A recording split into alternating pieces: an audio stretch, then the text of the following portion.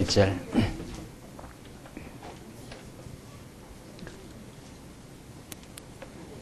예. 레위기서 20장 1절입니다. 여호와께서 모세에게 일러 가라사대 너는 이스라엘 자손에게 또 이르라. 무릇 그가 이스라엘 자손이든지 이스라엘의 우간 타국이 있든지 그 자식을 몰렉에게 주거든 반드시 죽이되 그 지방 사람이 돌로 칠 것이요 나도 그 사람에게 진노하여 그를 그 백성 중에서 끊으리니 이는 그가 그 자식을 몰렉에게 주어서 내 성소를 더럽히고 내 성소를 욕되게 하였음이라. 그가 그 자식을 몰렉에게 주는 것을 그 지방 사람이 못 본 채 하고 그를 죽이지 아니하면 내가 그 사람과 그 권속에게 진노하여 그와 무릇 그를 본받아 몰렉을 음란히 섬기는 모든 사람을 그 백성 중에서 끊으리라. 5절까지 우선 봉독드렸습니다. 우리 오전 첫 시간 우리 계속 공부한 것에 이어서 20장은 불결한 생활 규례인데 불결한 생활을 했을 때 이제 어떻게 해야 하느냐 하는 불결한 생활 규례. 이게 20장 내용이고 그 어떤 큰 흐름이 이제 이게 성화 규례 중에 지금 불결한 생활입니다. 이 성화 규례는 더 나아가면 시내산 언약의 말씀 중에 이제 앞에 나온 뭐 성막규례, 제사규례, 예물, 하나님께 제사를 어떻게 드렸냐 하는 문제, 이스라엘 백성들을 어떻게 거룩하게 만들어 가느냐 하는 그 언약의 말씀입니다. 그 성화규례 가운데 우리 20장, 19장은 성결하게 이스라엘 백성들을 만들어가는 방법, 여기는 불결한 생활을 했을 때는 어떻게 하나님께서 하라고 하는 방법, 뭐 이런 등등입니다. 그러니까 오늘 이 본문 요 자체, 20장 요 자체에 빠져버리게 되면은 이건 정말 우리하고는 너무도 그 거리가 먼 이야기들이죠. 몰렉이라고 하는 우상신을 섬기되면 죽이라 이렇게 돼 있어요. 오늘 20장 내용. 또 그리고 근친상간 뭐 여러 가지 가까운 친척 간의 그 음행을 뭐 했을 때는 동침을 했을 때는 또 죽여라 뭐 이런 이야기들로 쭉쭉쭉 나갑니다. 이 본문 요 본문 요 부분에 빠져서 20장 내용, 레위기서 20장 내용 요 자체를 통해서 우리가 진리를 발견할 수 있다. 이거 어림도 없는 이야기입니다. 정말. 이것은 성화규례의 한 부분이고 하나님께서 이스라엘 백성들을 거룩하게 만드시겠다. 이 거룩이라는 거 우리 첫 시간 이야기한 대로 거룩이라는 건 얼마나 성경에서 중요한 내용인지 모릅니다. 거룩은 이 땅에 있는 것, 육신에 속한 이것과는 전적으로 구별된 하늘로부터 내려오는 가치입니다. 그것은 언약의 한 내용입니다. 언약. 복의 내용이에요. 하나님이 우리에게 베푸시는 내용입니다. 그러니까 이렇게 이 줄기는 여기에 붙어 있고 여기는 여기에 붙어 있고 이건 또 더 근본적으로 언약을 이루시는 하나님 여호와 이제 그렇게 연결되는 거죠. 이렇게 해서 이게 성경이 요 레위기서 한 부분을 공부하는 거지만 이 전체의 진리의 이 전체 큰 줄기를 잡고 요 부분을 우리가 지금 봐나가는 거죠. 그래야 이것이 예수를 가르치고 이것이 전체 여호와 하나님을 우리에게 계시하기 위한 하나의 방법이다.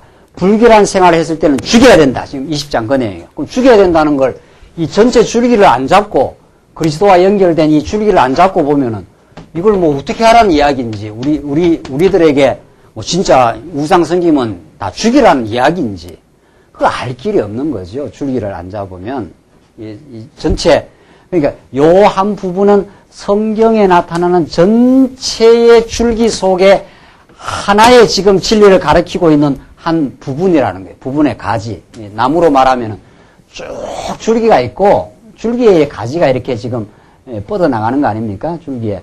레위기서는 큰 줄기의 한 가지에 이 20장은 요 가지의 요 부분이거든요. 요 부분을 가지고 아무리 분석하고 공부해도 이 줄기와 이 뿌리에 나오는 이 생명의 이 뿌리에 다다를 길이 없는 거죠. 요것이 어디에 붙어 있고, 요 줄기는 어디에 붙어 있고, 요건 요 줄기에 붙어서 큰 이 맥락과 연결되어서 우리에게 생명을 공급하는 이 뿌리와 연결되어 있다. 이걸 이제 통째로 잡아내야 되죠. 이 줄기를 잡아내야 돼요. 이것이 우리에게 거룩한 하나님의 말씀으로 이제 다가오는 거죠. 그러나 지금 오늘까지 구약 성경을 보면서 또 성경 어느 부분을 보면서 이런 그 줄기를 잡는, 큰 줄기를 잡는 그 진리의 맥을 잡지를 못한 거죠. 그러니까 하나님이 안 보이는 거죠. 이 본문에서. 아, 이 본문을 들어 우리들은 어떻게 하라는가 보다. 뭐 이런 식인 거죠. 그래야는 평생 성경을 공부해도 우리가 알 수 없는 거죠. 지난 주간에 그 이화여대에서 그 유명한 그 서울대 교수 최재천 교수라는 생물학과 교수가 이화여대로 이제 모셔갔어요. 그 사람이 이제 뭘 만들었는가 하면은 그 통섭원이라는 그 연구원을 만들었어요. 통섭원.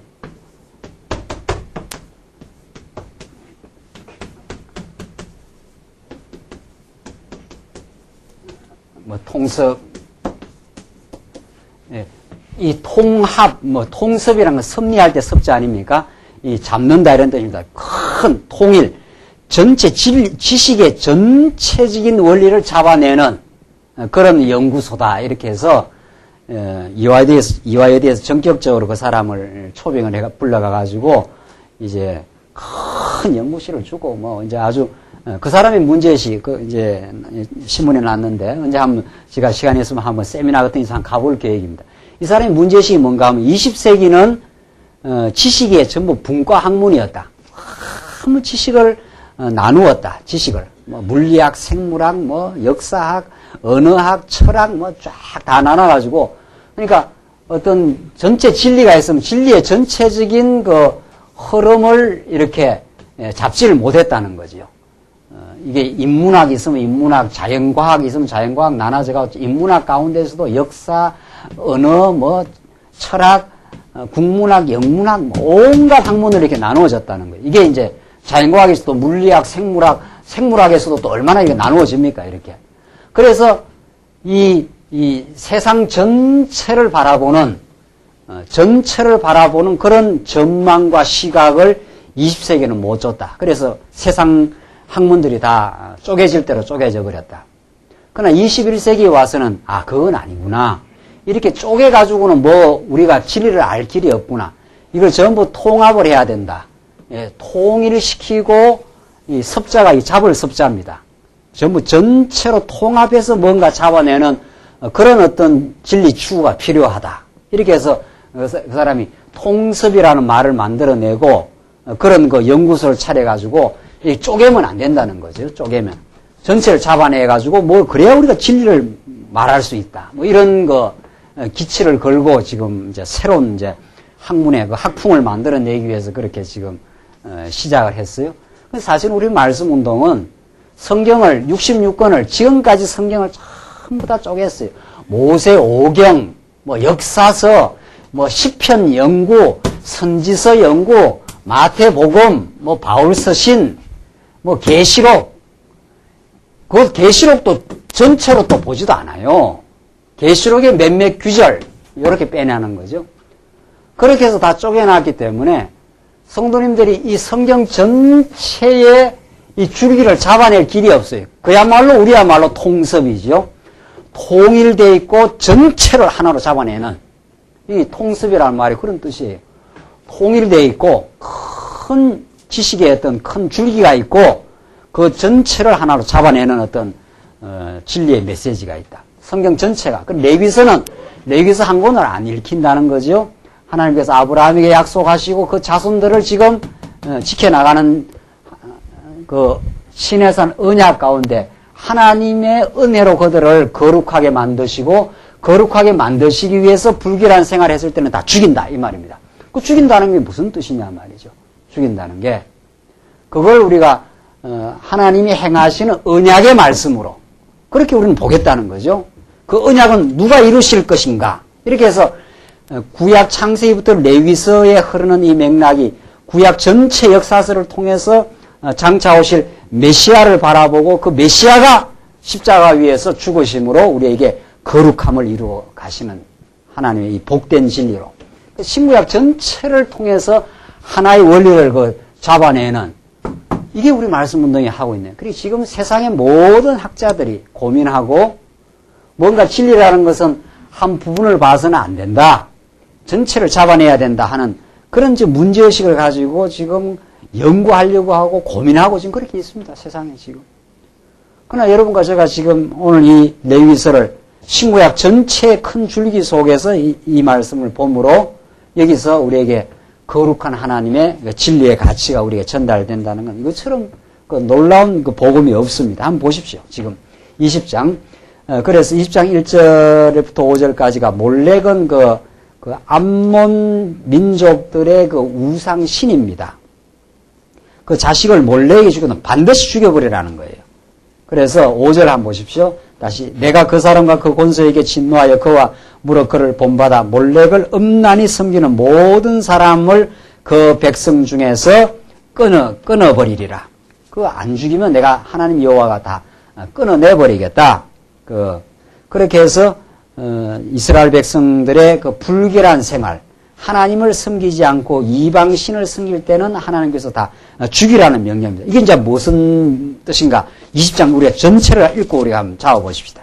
그 뜻을 파악해 보십시다. 6절을 보십시다. 6절부터 9절까지는 신접자를 추종하고 부모를 저주하면 다 죽이라고 합니다. 한번 보십시다. 음란하다 신접한 자와 박수를 추종하는 자에게는 내가 진노하여 그를 그 백성 중에서 끊으리니 너는 스스로 깨끗게 하여 거룩할지어다. 나는 너희 하나님 여호와니라. 너희는 내 규례를 지켜 행하라. 나는 너희를 거룩해 하는 여호와니라. 무릇 그 아비나 어미를 저주하는 자는 반드시 어떻게 해요? 죽일지니. 좀 죽이라는 거예요. 만약에 아비나 어미를 저주하는 자는 죽이라. 그가 그 아비나 어미를 저주하였은지 그 피가 자기에게로 돌아가리라. 그러니까 신접한 자를 추종하는 자도 끊어버리고 아비나 어미를 저주하는 자도 반드시 죽이라는 거예요. 이건 놔두지 말라는 거예요. 그 놔두면 하나님이 잊어버리니까. 그러니까 이 말은 앞에서 계명을 다른 말로 표현한 거죠. 내 부모를 공경하라. 이렇게 계명했는데 만약 공경하지 않고 저주를 하면은 죽이라는 거예요. 왜? 부모를 공경해야 여호와 하나님이 부모가 배운 여호와 하나님을 그 자식이 계속 배워서 하나님 여호와를 기억하게 되는데 그 부모를 저주하게 되면 하나님 여호와를 다 잊어버리게 된다는 거예요. 이게 죽이라는 거예요. 그 불결한 생활을 하게 되면은 10절을 보십시다. 10절에서 16절은 남의 아내나 남자나 짐승과 교합하면은 동침하면 이 말입니다. 죽이라는 거예요. 10절. 누구든지 남의 아내와 간음하는 자 곧 그 이웃의 아내와 간음하는 자는 그 간부와 음부를 반드시 죽일지니라. 누구든지 그 계모와 동침하는 자는 그 아비의 하체를 범하였은즉 둘 다 반드시 죽일지니. 자, 여기 지금 20장에서 중요한 거는 어떤 계명을 어겼을 때는 어떻게 해요? 살려두면 안 된다는 거예요. 계명을 어겼다 하면 그대로 그럼 반드시 죽여야 된다는 거예요. 그 죄값은 어떻게 해요? 사망이니까 그대로 실현하라는 겁니다. 반드시 죽일지니 그 피가 자기에게로 돌아가리라. 12절. 누구든지 그 자부와 동침하거든 둘 다 반드시 죽일지니 그들이 가증한 일을 행하였음이라. 그 피가 자기에게로 돌아가리라. 누구든지 여인과 교합하든 남자와 교합하면 이거는 이제 그 남색이죠. 그러니까 둘 다 가증한 일을 행함인즉 반드시 죽일지니 그 피가 자기에게로 돌아가리라. 누구든지 아내와 그 장모를 아울러 취하면 악행인즉 이 참 이루 말할 수 없는 거죠. 구약시대 때 그와 그들을 함께 불사를 지니 이는 너희 중에 악행이 없게 하려 함이라.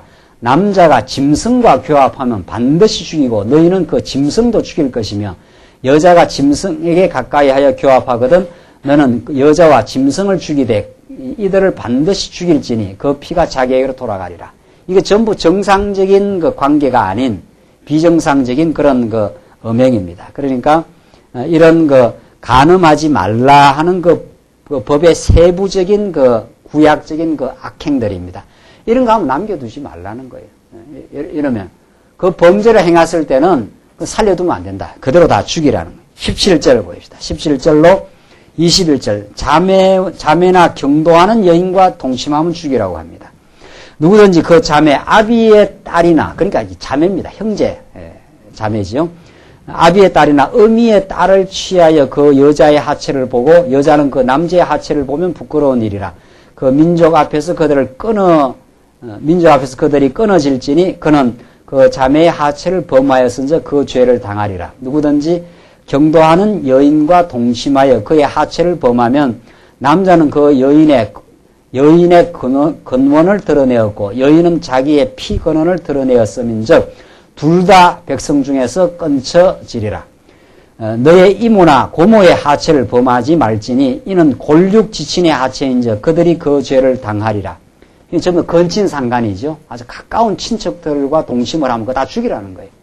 이게 전부 불결한 일이고 이렇게 되면은 자손 번창에 지금 우리가 신해산 언약은 자손 언약 하나님께서 그 자손을 번창시키고 자손을 보호하겠다고 하는 자손 언약 이게 아브라함 언약 아닙니까? 이게 아브라함에게 맺은 그 씨를 하나님께서 번창시키겠다 하는 그 아브라함 언약을 지켜가는 언약이 이 신해산 언약이라는 거죠. 그러니까 하나님께서 예수 그리스도를 통해서 하나님께서 우리를 천국 백성으로 삼아 가시는데 천국 백성을 삼아 가시는 구체적인 방법이 구약에는 신해산 언약입니다. 이 모세 언약. 이제 십자가에서 장차 오신 십자가에서 죽으시고 부활하심으로 우리 자손들 하나님의 백성들을 거룩하게 만들어 가시는 방법이거든요. 신약적인 방법입니다. 구약에는 하나님께서 아브라함 언약 자손들을 하나님께서 번창하고 보호하는 걸 뭘로 보호해 주는가 하면은 신해산 언약으로 하겠다는 거예요. 어떻게? 불결한 생활을 하면은 다 죽이겠다는 거예요. 그 불결한 생활을 하는 걸 놔두면 그게 막 계속 전염되고 퍼져나가니까 불결한 생활을 하면 죽이겠다는 거예요. 그러니까 하나님께서 이 구약에 하시는 그 방법입니다. 죽일 자를 죽이고 하나님께서는 이제 살릴 자를 이제 살려내는 방법입니다. 구약 시대 때. 그것이 이제 신약 시대에 와서는 우리의 계속 그 퍼져 들어가는 그 죄악의 그 전염성을 하나님께서 이제 끊어내어 가지고 우리를 거룩한 하나님의 백성으로 살려가겠다는 것을 누가 하겠다는 거냐 이 말이죠. 이 모든 구약 시대 때 범죄한 백성들에게 이루어질 그 사망, 죽음을 이제 누가 이제 치르느냐 이 말입니다. 지금. 그래서 지금 여러 불결한 생활이 있을 때 다 죽이라는 이야기인데 우리 이제 20장이 다 읽고 이제 최종 설명을 하십시다. 22절로 가보십시다. 22절로 26절은 가나안 풍습을 쫓지 말고 짐승을 이제 구별하라고 합니다. 22절 너희는 나의 모든 규례와 법도를 지켜 행하라. 그리하여야 내가 너희를 인도하여 거하게 하는 땅이 너희를 토하여 내지 아니하리라. 하나님께서 주시는 거 꼭 지키라는 거예요. 그래야 인도하여 거하는 땅, 이 가나안 땅 아닙니까? 거기서 토하여 내지 않는다. 그러니까 가나안 땅에서 이스라엘 백성들이 계속 유지되고 보호되는 것은 뭐를 지켜야 된다는 거예요? 신해산 언약을 지켜야 된다는 거예요. 23절을 봅시다. 너희는 내가 너희 앞에서 쫓아내는 족속의 풍속을 쫓지 말라. 그 족속, 가나안 족속들의 풍속을 쫓지 말라는, 그들을 쫓으면 여호와 하나님을 잊어버린다는 거죠. 그들이 이 모든 일을 행함으로 내가 그들을 가증히 여기노라. 이 모든 일, 지금까지 이야기했던 일들입니다. 근친상간도 하고 짐승하고 교합하고 뭐 더러운 일들을 행하게 되는 거죠. 그 가나안 땅의 족속들이 하는 일, 그런 일들을 하지 말라는 거예요. 24절. 내가 전에 너희에게 이르기를 너희가 그들의 땅을 기업으로 얻을 것이라.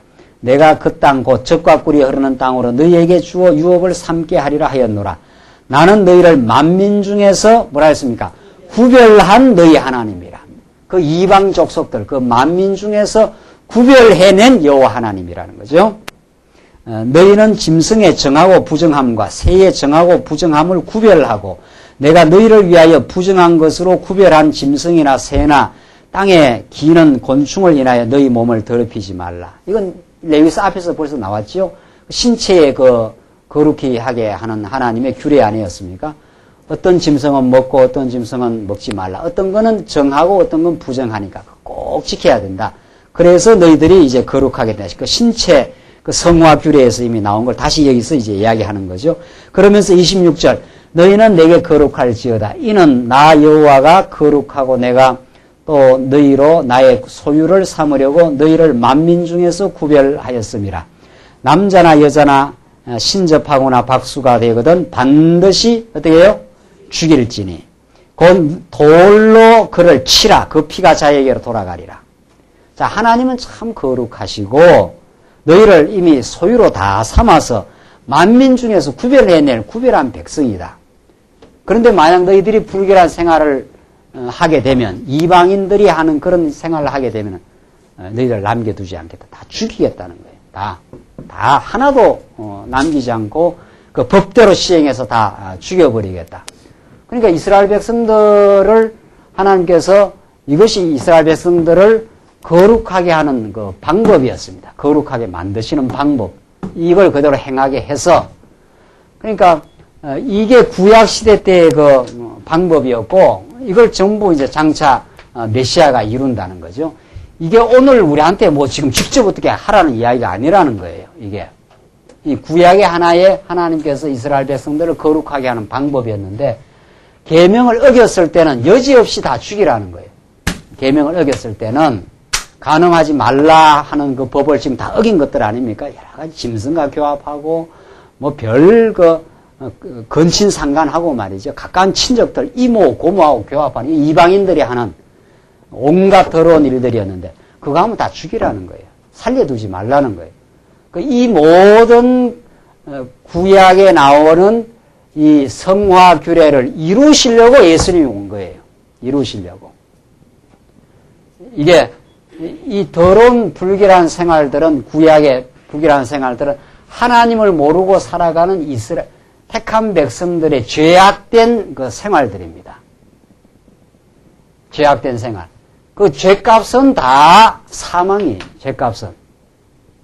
예수가 안 왔으면 여러분 같이는 전부 돌에 맞아 죽던가 적석에서 하나님의 거룩한 법에 따르면은 다 죄값은 사망을 치러야 되는 그런 존재들이. 그래서 예수님이 십자가에 죽으시고 부활하심으로 우리에게 죄악의 종로로 타며 살아가던, 그리고 죄값대로 사망을 받아야 마땅한 우리에 의해서 십자가에서 죽으실 것을 지금 가리키는 거죠.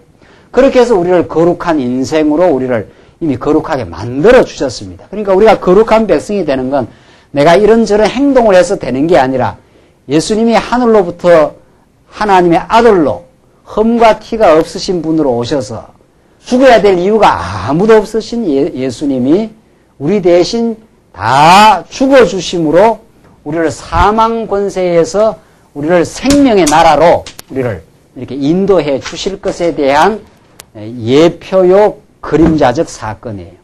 대신 죽어주심으로 대신 생명을 얻은 겁니다. 우리 오전 첫 시간에도 이야기한 대로 우리는 다 이 사단 권세에 다 유혹을 받아서 자기 중심적으로 다 살아가던 인생들입니다.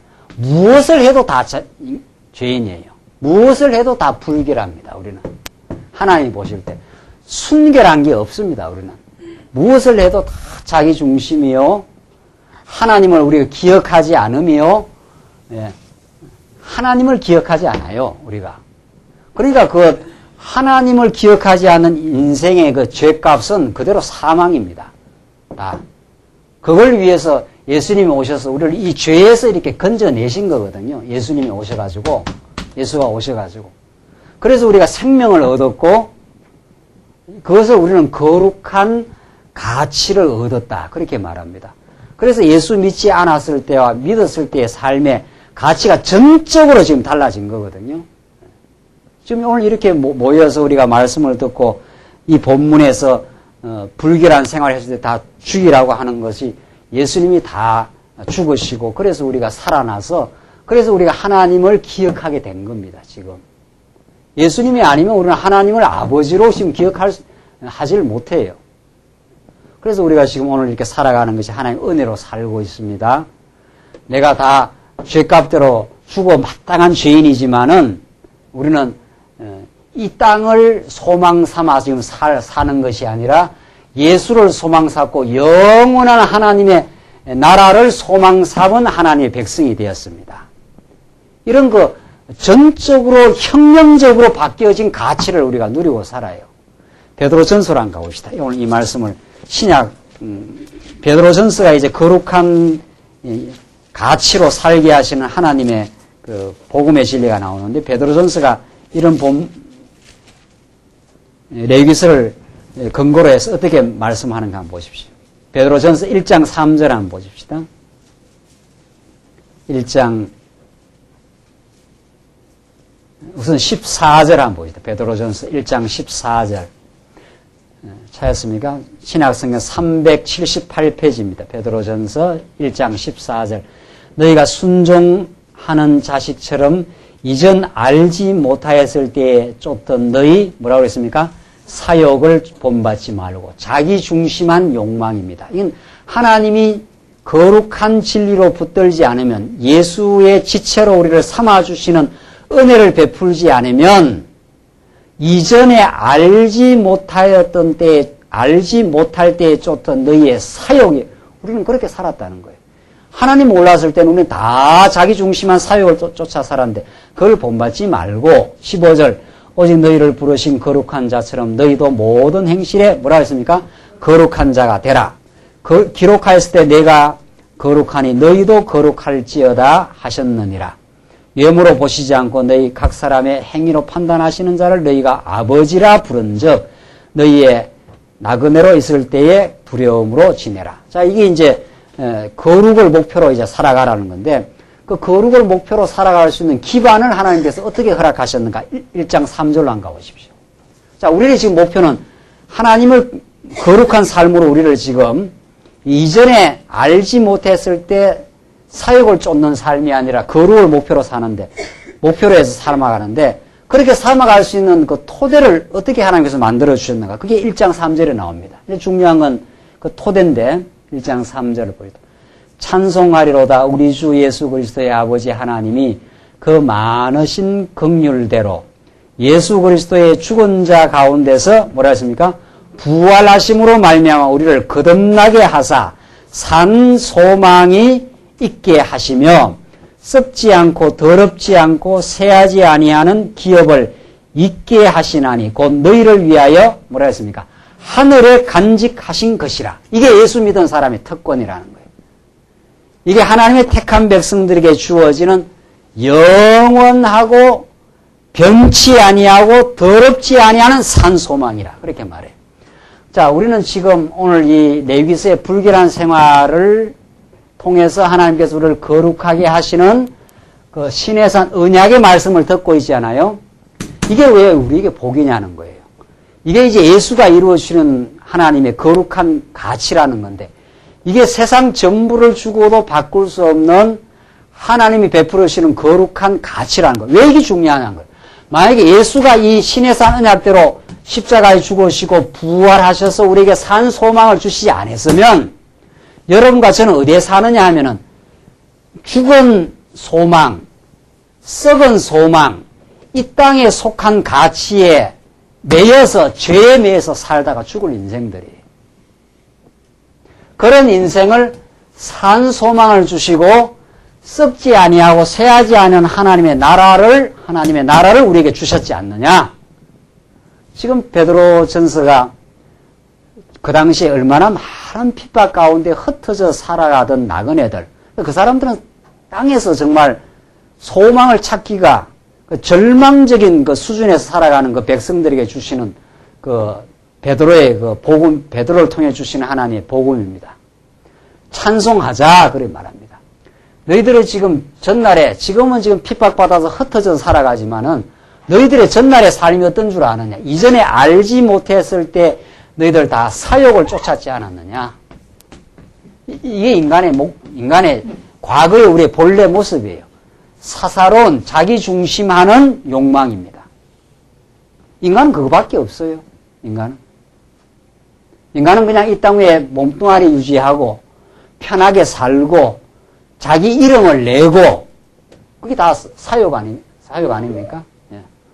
뭐 권세나 잡으면 권세 부리고 자기 이름 명예를 드러내고 그저 부귀를 취해서 이 땅에서 편안하게 죽을 때까지 그냥 몸뚱아리 하나 잘 유지해서 살고, 그거밖에 없어요, 인간은. 그게 처참한 인간의 모습입니다. 죄악된 인간의 모습이라는 건 하나님을 모르고 말이죠. 감사를 모르고, 원망하고, 시기하고 남 잘 되는 거 못 보고 말이죠. 자기 욕망대로 안 되면 미워하고, 그래서 전쟁 일으키고 갈등 일으키고, 그게 다 사역입니다. 그게 알지 못했을 때, 너희가 하나님을 알지 못할 때 살아가던 거룩하지 않는 인생이에요. 그러면서도 인간이 어떻게 생각하는가? 우리가 첫 시간 이야기했지만 죄악 가운데 사는 인생이면서도 자기가 죄인 줄 모릅니다. 그래서 자기가 굉장히 자기 수준의 도덕적 선과 악을 규정해놓고, 나는 악한 사람이 아니야. 나는 그래도 나름대로 선하게 의롭게 살아가는 인생이야. 이렇게 삽니다. 그래서 자기가 정해놓은 선의 기준을 가지고 그렇지 않는 사람들을 또 뭐라 그럽니까? 악하다고 재판하며 삽니다, 우리가. 그게 자기중심한 사욕에 이끌어져 가는 삶입니다. 그게 거룩을 모르는 삶이에요. 거룩을 모르는 삶. 이게 우리 인생이었습니다. 그러니까 내가 얼마나 지금 거룩한 가치는 위로부터 이 땅에 속한 죄악에 속한 인생, 사단 권세 아래 사로잡혔던 인생들에게, 소망 없던 인생들에게 하늘로부터 내려온 산 소망을 주시겠다 이 말이거든요. 하나님께서 위로부터 내려온 그 소망을 안 주셨으면 인간은 여기서 그냥 자기 중심으로 살다 가요. 자기 중심으로. 자기가 어떤 존재인지, 자기의 근원이 무엇이, 내가 어디에서부터 와서 지금 어떻게 지금 살고 있으며 영원한 내 운명이 무엇인지 그거 모르잖아요. 그래서 지금 그 유명한 학자입니다. 이 통섭원 만든 사람이 하버드에서 생물학을 공부를 하고 아주 지적인 지금 포부가 대단해서 통섭원을 만들어갖고 이 지금 진리가 뭔지 말이죠. 생명의 근원이 무엇인지를 탐구해 들어갔다는데 이걸로 안 잡힙니다. 천하 없는 세상 지식을 가지고 하버드 아니라 하버드 우하버드를 나와서 지금 세상 지식을 가지고 생명의 근원을 지금 탐구해 들어가도 이 생명의 근원을 지배하시는 하나님을 모르면은 죽은 생명이에요. 그게 죽은 생명입니다. 예수만이 살아있는 생명이요, 거룩한 생명이요, 하나님을 아는 생명이에요. 그러니까 이 사람들이 연구하는 것은 여기서 연구하는 거예요. 여기서. 죽은 생명 가운데서 뭐 생명의 근원을 찾으니까 생명의 근원이 찾아지느냐 말이죠. 하나님의 영원한 생명의 기운이 우리에게 전달되어서 우리가 이렇게 사는 겁니다. 하나님이 생명의 근원이신데 성경이 말하는 하나님을 모르고 이 거룩한 가치를 모르고 땅의 세속적인 여기서 진리를 찾아지느냐 말이죠. 통섭 안 됩니다. 진리의 그 큰 줄기를 잡겠다고 하는 그런 포부를 가지고 천하 없는 연구원을 지금 만들어가지고 연구를 해도 오늘 레위스가 말하는 위로부터 내려오는 하나님의 거룩한 가치, 불결한 생활을 하면은 다 죽이겠다고 하는, 죽여서 우리를 거룩하게 만드시겠다고 하는 그 언약의 말씀을 주신 그 하나님이 예수를 통해서 생명의 근원을 우리에게 공급을 하시고 죽었던 우리를 살려내어가지고 산 소망을 주시겠다. 지금 그 말이거든요. 지금 베드로전서의 말씀은. 그래서 우리가 이제는 내가 뭐 의롭다고 착각했던 그 모든 것이 어리석었습니다. 당신만이 거룩하고 선한 것은 하나님으로부터만 내려옵니다. 우리는 전부 다 악이었습니다. 이 말이죠. 우리는 전부 다 하나님이 싫어하시는 악을 행했던 죄인이었고 하나님만이 우리를 거룩하고 선한 인생으로 만들어 주셨습니다. 하나님만이 내게 영원한 가치를 주셨고 내가 이 땅에 살면서 무엇을 하여도 하나님이 나에게 은혜를 베푸셔서 하신 것이라고 그렇게 내가 깨달아지며 살아갑니다. 이런 인생으로 하나님이 산 소망을 주셨습니다. 이 말이거든요. 당신이야말로 내 생명의 근원이요, 내 살아가는 가치의 근원이요, 내 삶의 의미의 근원이신 예수를 허락하신 분이 당신이십니다. 그런 인생이 거룩한 인생입니다. 달라요. 그러니까 이 사망 권세와 어둠의 권세에서 생명과 빛으로 우리를 인도하셨습니다. 지금 그 말이거든요. 그런 인생이 된 거예요. 그러니까 우리가 뭘 세상에서 부러워하겠느냐는 거예요. 그러나 지금도 우리가 이런 예수의 가치를 모르면 참 여기 이 판단을 하고 죄된 판단을 하고 삽니다. 내가 너보다 더 의로워. 내가 너보다 더 우월해. 안 그러면 내가 너보다 더 바보야. 내가 너보다 더 열등해. 그러니까 열등감에 사로잡히는 거 아니에요? 아, 저 사람은 참 좋겠다.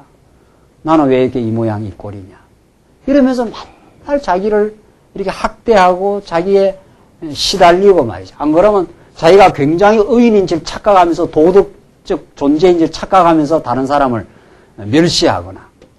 여기서 못 벗어납니다. 천하 없어도 이 저울질에서 못 벗어나요. 여기서 우리를 완전히 우리를 건져내신 거거든요. 아니야, 나는 너 나 할 것 없이 우리는 다 같은 죄인이었어. 그러니까 상대방을 정죄할 것도 없고 자기를 학대할 이유도 없는 거예요. 하나님이 안 부르셔도 나는 다 만신창이었지만 하나님이 나를 지금 하나님의 자녀로 부르시고 생명의 길로 인도하시고 나를 최고 아름다운 하나님의 백성으로 나를 인도하셨습니다. 산 소망을 주시고 내가 이 땅에 살고 있습니다. 나는 이게 잠깐 살다가 영원한 천국에 나는 이루고야 말 것입니다.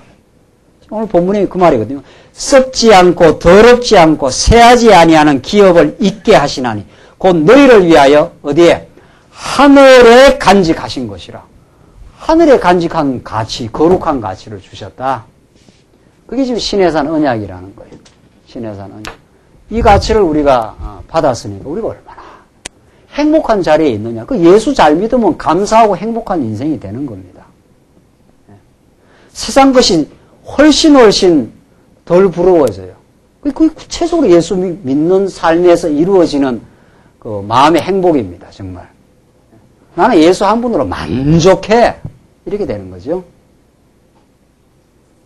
그게 진짜 우리가 거룩한 인생으로 돼요. 아직도 부러운 게 많은 것은 예수의 가치를 모르는 거지요. 죄된 생각을 지금 많이 하고 있는 거죠. 그러나 우리를 그렇게 만들어 가실 거예요. 끊임없이 키워 가시고 행복한 인생으로 정말 감사한 인생으로 나는 지금이야 뭐 현실적으로 좀 쪼달리고 어렵게 살지만 또 그래도 다 살게 하셔요. 다. 지금까지 다 붙들어서 인도해요. 그의 나라와 어때요? 그의 의를 구하라. 그리하면 너희 이 모든 것을 너희에게 하나님께서 다 채워주신다는 약속도 있어요. 또 그렇게 살아왔어요. 우리는 이걸 추구하고 사는 인생에 삶의 목표와 삶의 가치가 완전히 달라져 버린 인생이에요. 그런 신분으로 우리를 만들어 놓았습니다. 그래서 지금 베드로전서는 하나님께서 거룩한 인생으로 전에 알지 못하던 때에 쫓던 그런 사역을 쫓던 인생으로 하나님께서 만들지 않는다. 너희를 완전히 다른 인생으로 만들어놨다. 그러면 좀 결과가 어떻게 되나? 22절로 한번 가봅시다. 22절. 그렇게 하나님께서 우리가 산 소망, 베드로전서 1장 22절입니다. 22절 보시면은 너희가 진리를 순종함으로 너희 영혼을 깨끗하게 하여 거짓이 없이 형제를 사랑하기에 이르렀으니 마음으로 뜨겁게 피차 사랑하라. 이게 하나님 만들어주시는 열매입니다. 이게. 우리는 산 소망 가지고 살아가면은 진리를 알고 살아가는 인생은 너희가 진리를 순종함으로 진리의 가치를 알고 나는 세상 전부보다 하나님이 내 영혼을 더 사랑하셔. 천하보다 내 영혼을 더 사랑하시는. 그래서 예수님이 십자가에 모든 걸 다 생명을 지불하여 우리를 사냈지 않았어요?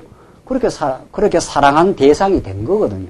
그런 진리를 우리가 순종하고 깨닫게 되면은 너희 영혼을 깨끗하게 되어 거짓이 없이 형제를 사랑하게 이릅니다.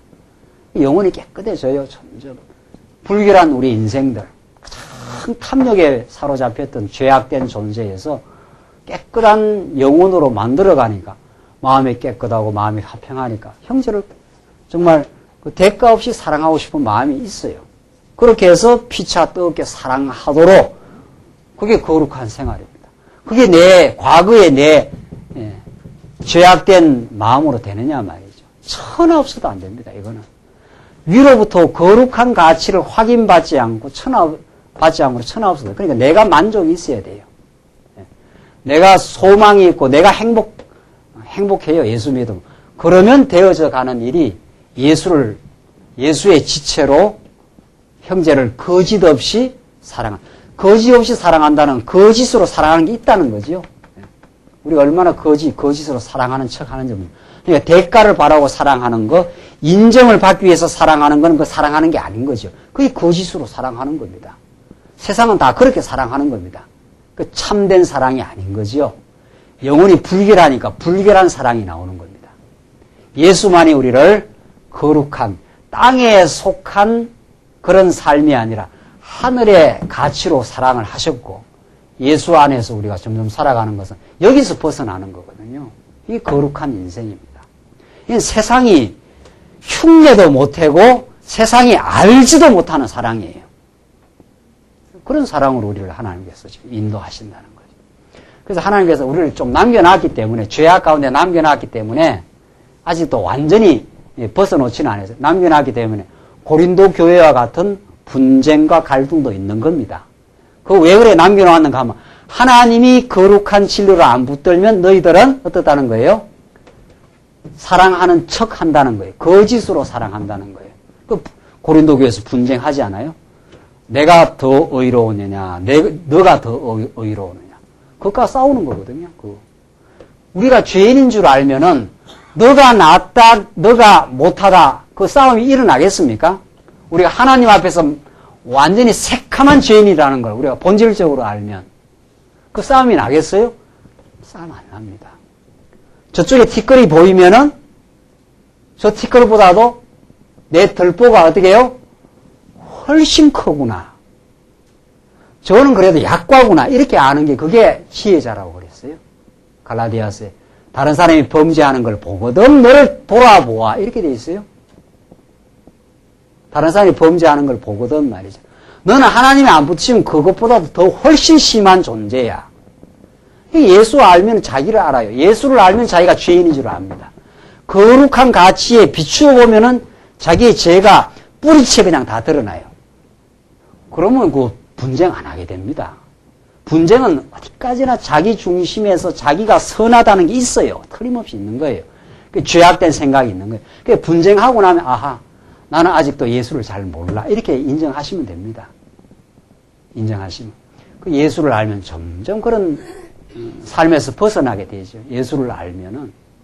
그게 지금 성경이 가르치는 거짓 없는 사랑. 영혼이 점점 깨끗해져서, 깨끗해진다는 건 자기를 투명하게 보는 겁니다. 자기의 과거의 죄악된 모습을 투명하게 보기 때문에 다른 사람을 내가 정죄할 수도 없고 하나님의 긍휼을 의지할 수밖에 없어. 하나님 앞에 나아갈 수밖에 없는 존재임을 알아요. 그게 영혼이 깨끗해져 가는 겁니다. 그래서 하나님의 넘치는 사랑을 깨달으니까 그것으로 만족하고 그것으로 감사한 인생이 돼가는 거죠. 그래서 하나님을 닮아가는 인생이 돼가니까 죄에서 벗어나는 인생으로 하나님께서 이렇게 만드시겠다 이런 뜻입니다. 오늘 베드로전서가 구약의 모든 거룩한 생활을 하게 만들어주는 신의 산 언약의 말씀을 예수님 십자가에 죽으시고 부활하심으로 너희를 거듭난 인생으로, 옛날 인생이 아니야 너희들. 옛날 가치가 아니야. 지금도 아직도 만족하지 않고 갈등하는 건 옛날 가치관에 사로잡힌 너희 옛 모습인 줄 알아. 그런 말이죠. 너희들은 그거 극복 못해. 내가 극복하려고 죽었다가 살아났다. 죄를 완전히 극복해버렸다 내가. 그래서 예수를 통해서 거룩하게 만들어주겠다. 이게 우리의 지금 거룩한 삶으로 인도해 가시는 하나님의 성령 하나님의 역사입니다. 이게. 다시 우리 레위기서로 가보십시다. 그래서 20장 전체 내용, 하나님은 소유된 백성으로 만들어서 불결한 생활을 할 때마다 하나님께서 다 죽이라고 하신 것이 예수가 불결한 생활을 할 수밖에 없는 우리들을 위해서 십자가에 죽으심으로 우리를 산소만 가지고 있는 인생으로 만드시겠다는 말씀이라는 거죠. 21장 한번 넘어가 봅시다. 21장으로 가시면은 제사장 이제 성결 규례입니다. 제사장들을 하나님께서 어떻게 거룩하게 하시는가 하는 것이 21장과 22장에 나와 있는데 1절로 우선 4절을 보십시다. 백성 중에 죽은 자로 인하여 더럽히지 말라고 명하십니다. 여호와께서 모세에게 이르시되 아론의 자손 제사장들에게 고하여 이르라. 백성 중에 죽은 자를 인하여 스스로 더럽히지 말려니와 골육지친인 부모나 자녀나 형제나 출가하지 아니한 처녀인 친자매로 인하여는 몸을 더럽힐 수 있느니라. 제사장은 백성의 어른인적 스스로 더럽혀 욕되게 하지 말지니라. 자, 제사장에게 아론의 자손 제사장에게 이르는데 백성 중 죽은 자로 인하여 스스로 더럽히지 말라. 죽은 시체를 만지지 말라 이런 뜻입니다. 제사장들이. 그러니까 구약에는 죽은 시체, 사체를 접촉만 하면 더러워지는 거니까 그걸 만지지 말라. 지금 그 말입니다. 5절 계속 봅시다. 5절 보시면은 5절로 6절은 머리털과 수염을 깎지 말라. 그런 뜻인데 그런 내용인데 5절 제사장들은 머리털을 깎아 대머리같이 하지 말며 그 수염 양편을 깎지 말며 살을 베지 말고 그 백성의 그 하나님께 대하여 거룩하고 그 이름을 욕되게 하지 말 것이며 그들은 여호와의 화제 곧 그 하나님의 식물을 드리는 자인즉 거룩할 것이라. 그 제사장들은 머리털을 깎아서 대머리처럼 하지 말라. 그 이방인들이 하는 습관대로 그렇게 하지 말라. 구별하라. 그런 뜻입니다. 7절을 봅시다. 7절 계속 보시면 7절로 8절은 기생이나 부정한 여인이나 이혼녀를 취하지 말라 합니다. 그들은 기생이나 부정한 여인을 취하지 말 것이며 이혼당한 여인을 취하지 말지니 이는 그가 여호와께 거룩함이니라. 너는 그를 거룩하게 하라. 그는 내 하나님의 식물을 드림이니라. 너는 그를 거룩히 여기라. 나 여호와 너희를 거룩하게 하는 자는 거룩함이니라. 아무 제사장의 딸이든지 행음하여 스스로 더럽히면 그 아비를 욕되게 함이니 그를 불사를 지니라. 자, 그래서 부정한 여인을 취하지 말라. 지금 그런 뜻입니다. 그 앞에는 사체를 취하지 말라. 죽은 자를 접촉하지 말라. 이게 전부 다 이제 뭐와 연결되는가 보십시오. 구약에는 육신적으로 지금 불결한 생활 혹은 지금 제사장들에게 지금 거룩해 하게 하는 방법들, 죽은 시체 혹은 불결한 여인 이런 것들, 죽은 시체, 불결한 여인 이런 것들을 제사장들이 접촉하거나 취하지 말라 지금 그런 뜻이지요. 구약 시대 때 하나의 그 제사장을 거룩하게 하는 방법이었습니다. 조금 더 읽어봅시다. 10절. 10절로 15절은 여러 가지 이제 금령을 범하여 몸을 더럽히지 말라고 하는데 10절. 자기 형제 중 관유로 부험을 받고 위임되어 예복을 입은 대제사장은 그 머리를 풀지 말며 그 옷을 찢지 말며 어떤 시체이든지 가까이 말지니 시체, 죽은 걸 접촉하지 말라는 거죠. 부모로 인하여도 더러워지게 말며 부모가 죽었더라도 그 건드리지 마라. 그만큼 대제사장들은 그 죽은 시체를 만지는 것, 가까이 하는 걸 금하게 되어 있습니다. 12절 성소에서 나오지 말며 그 하나님의 성소를 더럽히지 말라. 이는 하나님의 위임한 관유가 그 위에 있음이니라. 나는 여호와니라. 자, 그러니까 죽은 시체, 부모가 죽어도 그 시체를 만지지 말라는 거예요. 대제사장. 그 굉장히 엄격한 그 금령입니다. 불길한 여인을 취하지 말라. 지금 그렇게 돼 있어요. 구약 시대 때. 자, 이런 내용들은 구약의 방법입니다. 구약의. 신약 시대 때 사람 죽으면 다 염도해갖고 그렇게 해야 될 거 아니에요. 우리 지금이야 이 장례를 전문적으로 하는 사람이 있어서 그렇지 얼마 전만 하더라도 부모님 돌아가시면 그거 다 식조 자손들이 다 한 거 아니에요. 그러니까 구약의 이런 내용이 신약에 직접적으로 와서 적용되는 부분이 결코 아니라는 거죠. 구약에 죽은 시체, 불길한 여인을 취하지 말라. 이런 것들은 다 신약이 와서 신령한 방식으로 다 승화되어서 우리에게 다가오는 겁니다. 구약에 죽은 거, 이게 죽음을 접촉하지 말라. 이런 뜻이거든요. 그게 다 뭡니까? 그게 다 뭐예요? 전부 죄악의 권세에 접촉되지 말라. 지금 그런 뜻입니다. 사단 권세, 이게 죽음의 권세 아닙니까? 사망 권세 아닙니까? 사망 권세. 사망 권세에 너희들이 접촉되지 않게 하시려는 하나님의 보호장치입니다. 하나님. 제사장을 통해서. 제사장이 이런 죽은 시체 사망에 접하게 되면은 그들이 거룩한 제사 행위를 하는데 이제 장애가 된단 말이죠. 그러니까 하나님께서는 구약시대 때는 죽은 시체들, 불길한 여인들, 이런 걸 접촉하지 않아서 제사장을 거룩하게 보호하시는 하나님의 방법입니다. 그러니까 구약의 이 제사장들 말이죠. 하나님이 구약의 제사장들이 얼마나 그 중요한 그 지위인지 모릅니다. 이 사람. 하나님이 거룩하시고 이스라엘 백성들이 이제 하나님께 나아가기 위해서는 반드시 하나님과 이스라엘 백성들을 중보하는, 이들을 그 매개하는 제사장이 꼭 필요했죠. 특별히 제사장으로 하여금 하나님께서는 이 거룩하게 제사장을 보호하는데, 제사장이 죽은 시체를 만지거나 불길한 여인을 취해서 결혼을 하거나 하면 제사장들이 이제 불길해진다는 거죠. 그러면 하나님 앞에 드려야 될 그 제사 행위가 제대로 안 드려지는 거죠. 그래서 이 이스라엘 백성들에게 지금 하나님의 제사장을 성결하게 하는 규례를 이렇게 엄격하게 지금 하는 겁니다. 제사장의 역할이 구약에는 하나님께 나아가는 이게 생명줄입니다. 이것이 얼마나 그 중요한 그 역할을 했는지 모르죠. 이스라엘 백성들이 직접 하나님의 거룩함 앞에 나아가면 적사하는 거죠. 다 죽게 돼 있는 거죠. 그래서 하나님이 제사장을 철저하게 성결하게 보호해서 백성들이 범죄했을 때 제물을 가지고 제사장이 하나님 앞에 나아감으로 모든 제사회의가 연락되도록 하고 그 피를 가지고 지성소에 가서 뿌려서 하나님의 그 다 사죄함을 이스라엘 백성들이 받아서 백성들이 하나님 앞에서 즐거이 살아갈 수 있도록 그런 제사장이 그 역할을 한 거거든요. 그러니까 이 제사장이 죽은 시체를 만져가지고 불결하게 되는 것을 보호해 주므로 하나님께 나아갈 수 있는 길을 하나님께서 열어 놓으시는 거죠. 그러니까 이 구약의 제사장들의 역할이야말로 이스라엘 백성들을 그 자손들을 지키는 하나님의 가장 중요한 방법이었습니다.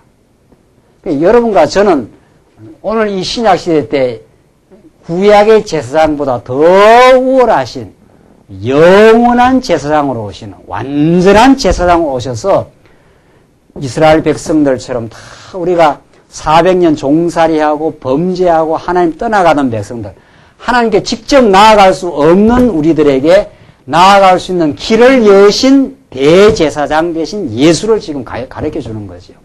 그래서 조금 더 보십시오. 13절을 보시면 그는 처녀를 취하여 아내를 삼을지니 했지 않았어요?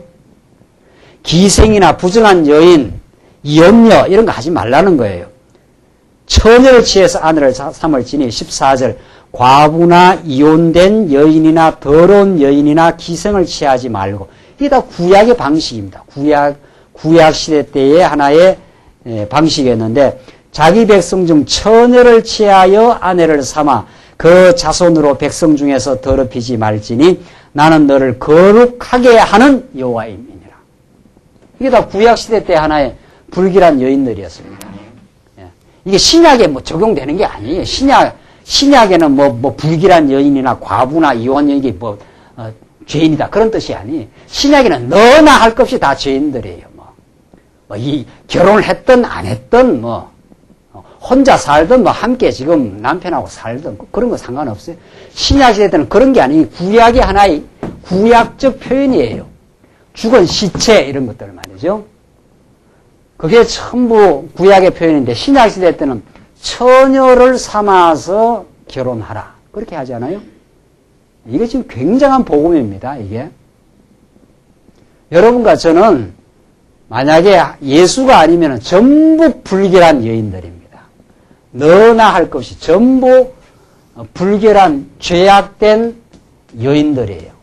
다 남편 되시는 하나님을 마음대로 떠나가지고 사욕에 취해서 자기 욕망 따라 살아가던 불결한 여인들입니다. 정결한 여인 아무도 없어요. 여기에 지금 아무도 정결한 여인이 없어요. 이사야가 표현하는 대로 남편 되신 하나님을 너희가 다 떠나서 이방을 섬기고 우상을 다 섬겼지 않았느냐. 그 남편 대신 하나님이 베푸신 은혜를 다 잊어버리고 그런 불길한 여인 같은 우리를 정결한 처녀로 우리를 삼아주시겠다. 사도 바울이 그렇게 말해요. 사도 바울이 너희를 정결한 여인으로 예수께 중매하려고 내가 지금 하고 있다. 불결한 여인들이었어요. 다 우리가. 그런데 예수가 하늘로부터는 참 우리를 거룩하게 하는 하늘의 선물로 우리에게 오셔서 불결한 우리 인생들을 정결한 깨끗한 여인들로 깨끗한 신부로 세마포 옷을 덧입혀서 그래서 우리를 거룩하게 만들어 우리를 하나님 앞으로 데려가시겠다. 그 말이거든요. 그 예수가 제사장으로 오셔서 우리를 다 정결한 처녀로 삼아가지고 하나님 앞으로 우리를 다 인도해 갈 복음의 메시지입니다. 이 말씀이. 우리한테 직접 이러라 저러라 지금 하는 내용이 아니라는 거예요. 그래서 우리는 우리를 영원히 우리의 불길한 어리석은 우리 호세아식으로 말하면 또 범하고 또 떠나고 말이죠. 엄행한 우리 여인들을 깨끗하게 거룩한 피로 씻어가지고 정결한 신부로 삼아가지고 우리를 영원한 천국 결혼잔치에 우리를 삼아주시는 하나님의 복음의 내용이 오늘 이 본문에 나타나 있습니다. 그래서 우리는 예수의 피로 씻김을 받아서 정말 우리는 그런 자격이 없던 우리 인생들인데 정말 멋있는 신랑 되는 예수와 함께 즐거이 살아갈 수 있는 이 복음의 잔치에 우리를 부르시고 우리를 이 교회 백성으로 그렇게 지금 우리를 불러주신 복음의 메시지가 여기 있습니다.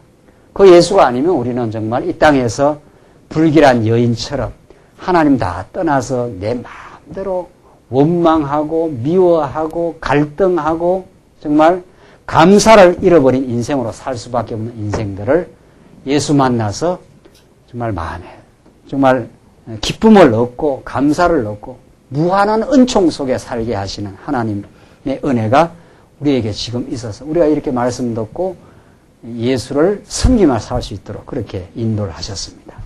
이것이 오늘 레위기서에 나오는 성화 규례의 성취입니다. 기도하십시다. 우리 자비하신 하나님 아버지 은혜와 사랑을 감사합니다.